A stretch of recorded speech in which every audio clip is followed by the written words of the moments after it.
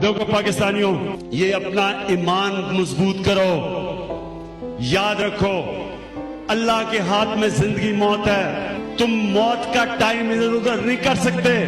ये खौफ खत्म कर दो मौत का।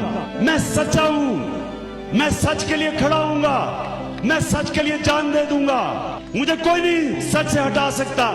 ये है हमारा ईमान, और ये एक छोटे से इंसान को बड़ा इंसान बना देता है। इस ईमान पे मैं चलता हूं, इसलिए तो इन सारों के खिलाफ खड़ा हूं, सारे वक्त के फिरौनों के सामने खड़ा हुआ हूं। मेरा नस्बुल ऐन है, इय्याक नअबुदु व इय्याक नस्तईन। अल्लाह तेरी इबादत करता हूं, तेरे से मदद मांगता हूं। जिहाद क्यों अल्लाह ने हमारे पे फर्ज किया है? क्योंकि अल्लाह कहता है जब तुम जुल्म और नाइंसाफी देखो तो तुम्हारे पे फर्ज है इंसानों कि उसका मुकाबला करो, उसके सामने खड़े हो, जालिम का मुकाबला करो।